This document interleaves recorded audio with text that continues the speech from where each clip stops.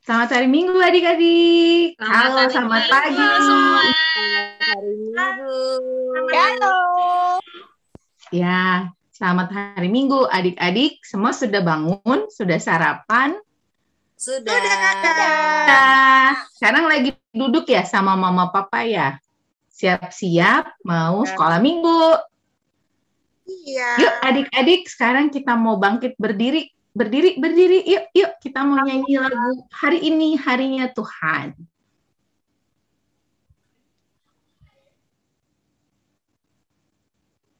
Bentar ya. Kita nyanyi sama-sama ya. Hari ini harinya Tuhan, Mari kita bersukaria. Hari ini harinya Tuhan, mari kita bersukaria. Hari ini harinya Tuhan. Hari ini harinya Tuhan, Mari kita bersukaria. Hari ini harinya Tuhan, mari kita bersukaria. Hari ini harinya Tuhan.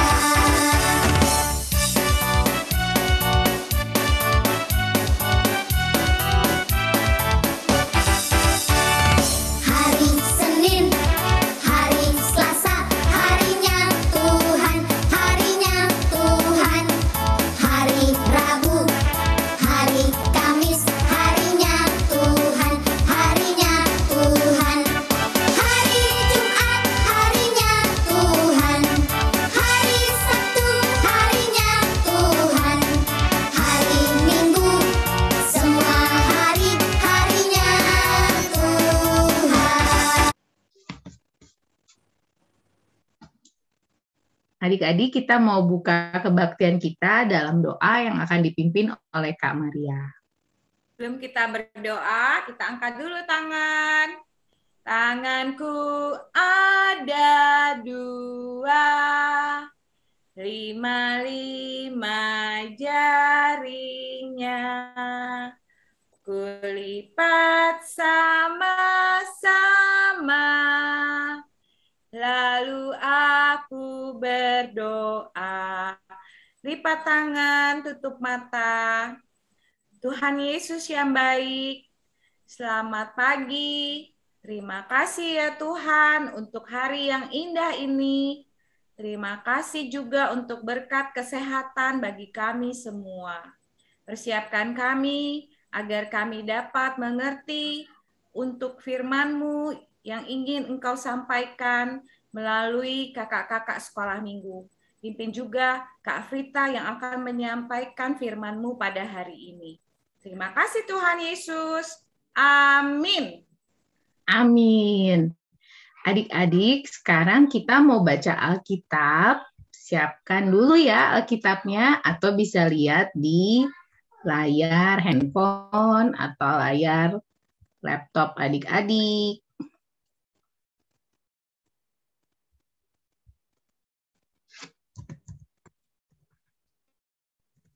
Ya, ini dia ayatnya. Dari 2 Raja-Raja 5 ayat 1 sampai 5. Kita mulai dari Kak Yanti ya. Mute-nya Kak Yanti. Kak Yanti. Ya. Naaman disembuhkan. Naaman, ayat yang pertama, Naaman panglima Raja Aram adalah seorang terpandang di hadapan tuannya dan sangat disayangi. Sebab oleh dia Tuhan telah memberikan kemenangan kepada orang Aram. Tetapi orang itu seorang pahlawan tentara sakit kusta. Ayat 2, orang Aram pernah keluar bergerombolan dan membawa tertawan seorang anak perempuan dari negeri Israel. Ia menjadi pelayan pada istri Naaman. Ayat 3, berkatalah gadis itu kepada nyonyanya, sekiranya tuanku menghadap nabi yang di Samaria itu, maka tentulah nabi itu akan menyembuhkan dia dari penyakitnya. Lalu pergilah Naaman, memberitahukan kepada tuannya, katanya, beginilah dikatakan oleh gadis yang dari negeri Israel itu. Ayat 5, maka jawab Raja Aram, baik, pergilah, dan aku akan mengirim surat kepada Raja Israel. Lalu pergilah Naaman dan membawa sebagai persembahan 10 talenta perak dan 6.000 shikal emas dan 10 potong pakaian. Ya, terima kasih kakak-kakak. Tema kita hari ini, anak Tuhan selalu menjadi berkat. Siapa ya yang diceritakan dalam cerita kita minggu ini? Nah, sebelum itu kita mau lihat sebuah video yang akan menceritakan mengenai Naaman, seorang panglima perang. Kita lihat sama-sama ya.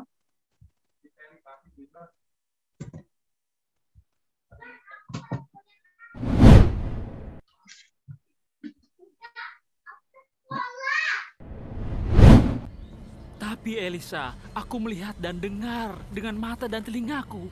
Raja merobek jubahnya. Bawalah pesan ini kepada raja. Katakan, mengapa engkau takut?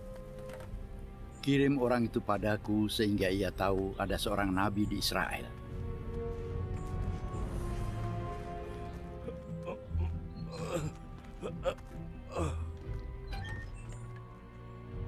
Engkau Nabi Elisa? Akulah hambanya. Nabi berkata, pergilah mandi 7 kali di sungai Yordan, maka tubuhmu akan pulih kembali.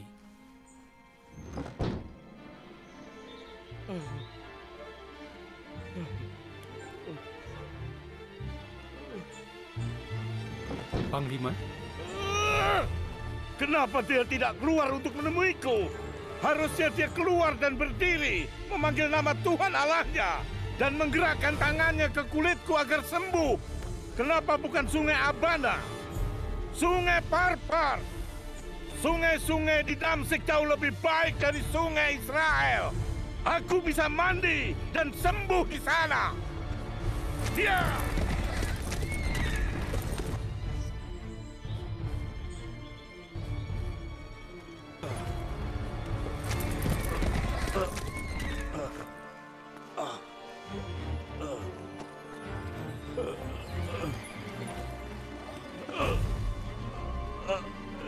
Siapa dia berani menolak? Aku sudah melewati gunung-gunung, membawa persembahan untuk raja, tapi dia menolak untuk bertemu bahkan berbicara langsung. Pergi mandi di sungai, itu jawaban untukku. Tuan, kalau nabi itu meminta sesuatu yang sulit, bukannya Anda akan melakukannya? Apalagi sekarang ia hanya berkata, mandilah, dan engkau akan sembuh.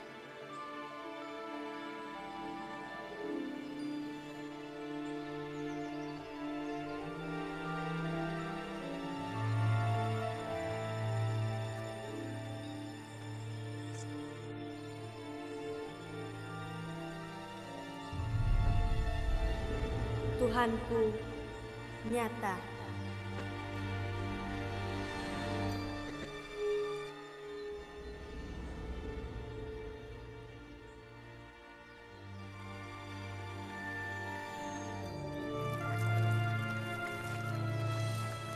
Joy, ia melakukan perintah Elisa. Ya.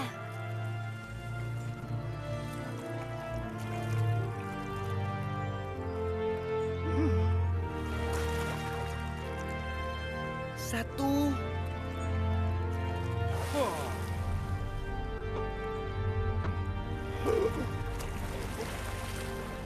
Dua.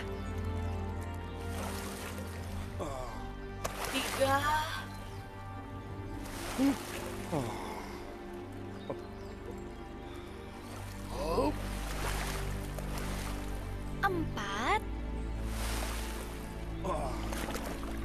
5, 6.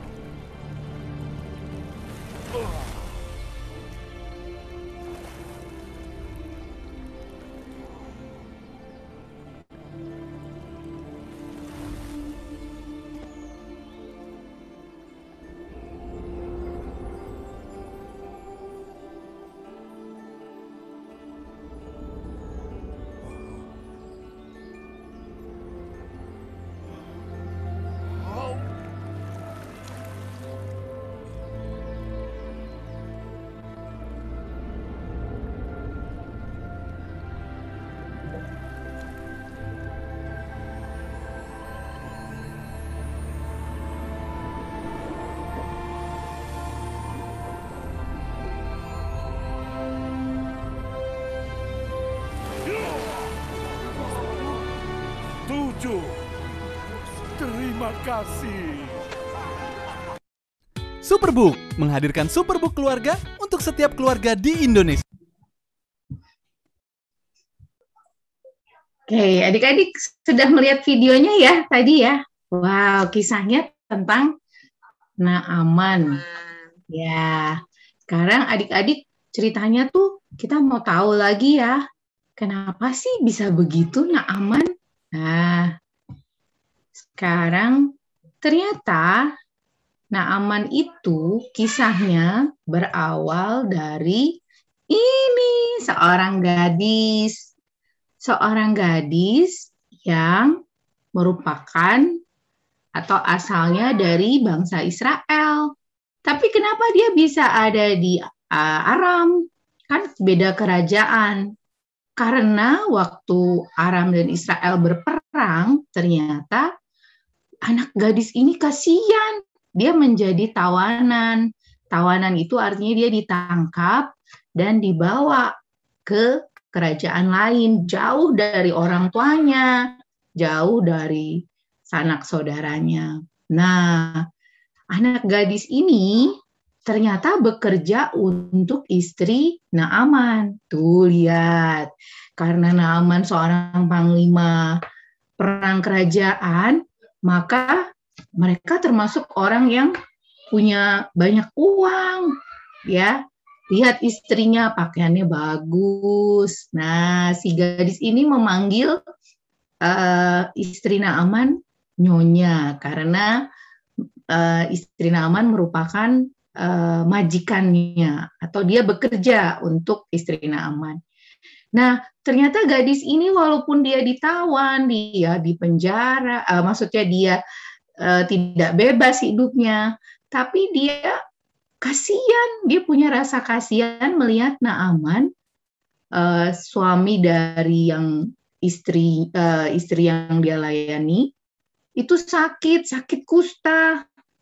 Adik-adik tadi lihat di foto ya, nggak enak, kok kayaknya gatel-gatel, aduh semua. Siapa yang ngeri tadi lihat gambarnya? Kakak ngeri. Kakak ya ngeri lihat gambarnya. Mau cepet-cepet sembuh aja. Nah, waktu itu berarti Naaman sudah sering kesakitan dan anak gadis ini melihat kasihan ya bapak Naaman itu sakit. Akhirnya dia memberitahu lewat istrinya. Dia bilang, ibu itu kasihan bapak Naaman sakit di daerah di Israel, di daerah Samaria ada seorang nabi namanya Nabi Elisa. Dia bisa menyembuhkan karena Nabi Elisa percaya sama Allah yang hidup. Hah? Yang betul. Karena mungkin dulu belum ada yang bisa sembuh dari penyakit kusta. Akhirnya karena ingin sembuh, Naaman pergi menemui Nabi Elisa. Nah, ini dia. Tapi yang dia temui ternyata udah dicari-cari, pergi perjalanan jauh, sudah memakai surat raja, tapi ternyata Nabi Elisa tidak mau menemui seorang Naaman, seorang panglima perang. Yang keluar yang mau menemui hanya hambanya Elisa. Ini Naaman luka-luka ya, ada luka-luka dari sakit kustanya dengan hambanya Elisa. Nah, apa yang dirasakan oleh Naaman? Dia kecewa. Dia marah, kok aku nggak bisa ketemu sama Nabi Elisa? Aku kan mau cepet sembuh. Dia marah. Tuh, lihat mukanya. Aduh, kesel dia. Udah jauh, udah capek, tapi nggak bisa ketemu sama Nabi Elisa. Terus kemudian Naaman dibujuk oleh anak buahnya. Ayolah Pak Naaman, kan disuruhnya mandi di sungai selama sebanyak 7 kali. Ayolah, akhirnya dia mau walaupun tadi dia sambil marah-marah ya. Nah, ini anak buahnya berusaha bicara sama Pak Naaman. Pak Naaman kalau disuruh yang sulit-sulit pasti mau kan kerjain asal sembuh. Ini kan hanya disuruh berendam sama Nabi Elisa 7 kali di sungai Yordan. Bapak Naaman harus mau, katanya. Akhirnya Naaman mau. Nah, dia masuk, akhirnya menyeburkan diri ke sungai Yordan. Nah, dia melakukan 7 kali berendam. Akhirnya, waktu dia 7 kali, terjadilah mukjizat dan dia menjadi sembuh. Nah, lihat beda sekali wajah Bapak Naaman yang sebelumnya sama yang sekarang. Dia sekarang bahagia dan juga dia tersenyum karena dia senang. Tubuhnya sudah sehat kembali. Gatal-gatal itu sudah tidak ada, penyakit itu sudah hilang dari tubuhnya. Nah, sebenarnya cerita tentang Naaman ini bukan hanya tentang mukjizat kesembuhan adik-adik, tapi tentang anak gadis yang tadi.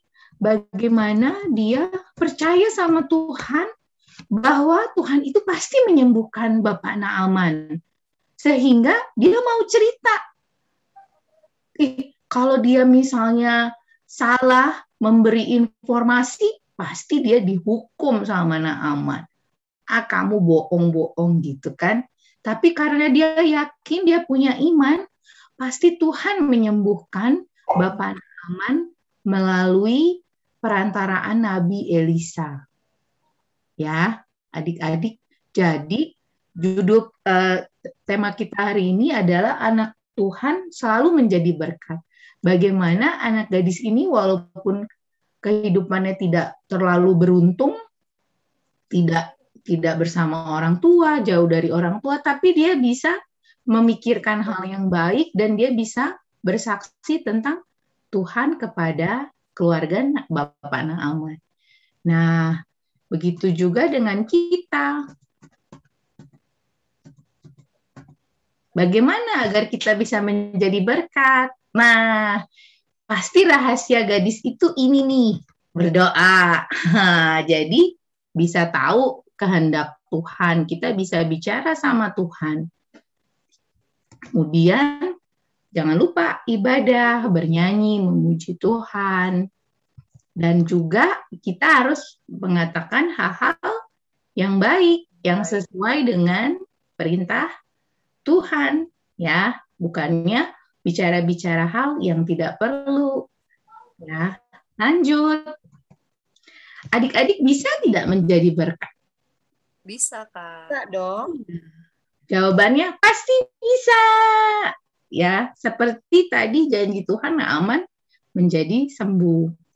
Nah, bisa bukan karena kekuatan kita, tapi karena Tuhan Yesus yang tolong. Nah, kakak ingetin lagi caranya gimana biar kita bisa jadi berkat. Nah, pertama berdoa, jangan lupa ibadah terus, memuji Tuhan, dan juga memperkatakan hal-hal yang baik yang bisa menjadi berkat buat orang lain. Begitu adik-adik. Bisa ya? Bisa. Aktivitas hari ini. Nah, karena tadi Bapak Naaman sudah mandi di Sungai Yordan, adik-adik juga nanti mengumpulkan foto ya sehabis mandi. dan sudah memakai pakaian rapi. Rambut sudah Masih basah. Nah, sudah wangi, baru difoto. Nanti jangan lupa Mama Papa bantu share di WA grup Lorong Samuel. Jelas ya adik-adik ya? Nanti pinter mandinya ya. Oke, adik-adik sekarang kita jangan lupa untuk mengumpulkan persembahan. Nanti adik-adik bisa apa ya yang menyampaikan ke gereja lewat rekening dan juga lewat kiris. Betul. Ya. Oke. Itu saja Mama Papa. Sekarang kita mau naikkan pujian. Yuk kita naikkan pujian. Kita berdiri adik-adik. Hop, hop, hop. Bangkit berdiri yuk. Kita jadi berkat, kita mau nyanyi Aku Diberkati sebelum kita jadi berkat untuk orang lain ya.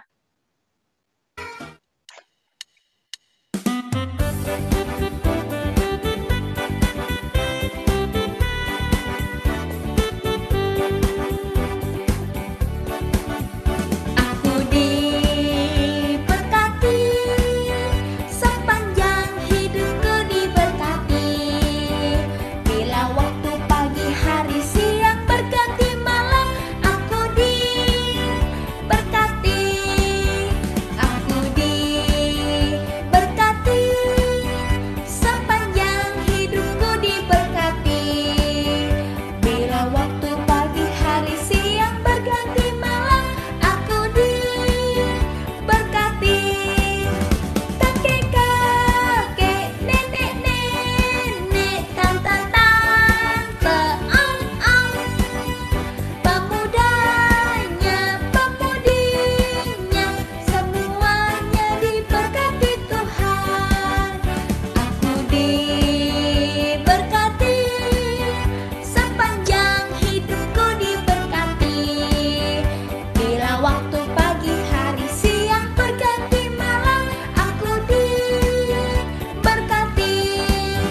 Kakek-kakek, nenek-nenek, tante-tante, om-om, pemudanya, pemudinya, semuanya diberkati Tuhan. Aku diberkati, sepanjang hidupku diberkati. Bila waktu pagi, hari, siang berganti malam, aku diberkati. Aku diberkati, sepanjang hidupku diberkati. Bila waktu pagi, hari, siang berganti malam, aku diberkati. Ya adik-adik, sekarang kita mau doa penutup yang akan dibawakan oleh Karini. Silakan Karini. Yuk, kita mau berdoa. Sebelumnya kita nyanyi tanganku. Ya, bareng-bareng ya. Tanganku ada dua, 5 jarinya. Kulipat sama-sama, lalu aku berdoa. Baik, kita bersatu di dalam doa. Tunduk kepala, lipat tangan, dan tutup matanya. Terima kasih Tuhan Yesus yang baik buat setiap berkat yang Kau berikan pada kami. Lepas pribadi kami masing-masing, sehingga hari ini kami masih bisa menikmati beribadah bersama keluarga kami, menikmati berkat-Mu, menerima setiap karunia yang Kau berikan tanpa terlambat buat kami ya Bapa. Bapa, terima kasih juga untuk kesehatan dan kesempatan yang Kau berikan sampai hari ini. Kami belajar hari ini menjadi anak yang bisa menjadi berkat untuk orang lain. Ajari kami ya Bapa, buka mata, hati, dan pikiran kami, semua organ-organ kami, agar kami lebih sensitif melihat mendengarkan, dan mau melakukan setiap firman-Mu ya Bapa. Biarlah firman-Mu bertumbuh di hati kami dan berbuah untuk yang baik untuk memuliakan nama-Mu. Bapa, biarlah hati kami selalu bersyukur buat setiap berkat yang Engkau berikan pada kami. Ajar-ajari kami untuk menjadi anak yang menyukakan hadirat-Mu ya Bapa. Terima kasih ya Bapa buat tiap kesempatan yang Kau berikan pada kami hingga detik ini ya Bapa. Berkati juga Bapa untuk setiap persembahan yang masuk melalui rekening. Biarlah kiranya itu menjadi baik buat kerajaan-Mu ya Bapa. Terima kasih Bapa, dalam nama Tuhan Yesus Kristus selamat kami yang hidup. Amin. Amin. Kak Sonda, Kebaktian selesai, ibadah di rumah. Bye-bye, bye-bye, sampai minggu depan. Kebaktian selesai, ibadah di rumah. Bye-bye, bye-bye, Tuhan memberkati. Selamat hari Minggu. Hari Minggu, adik-adik. Adik-adik. Selamat hari Minggu. Terima kasih.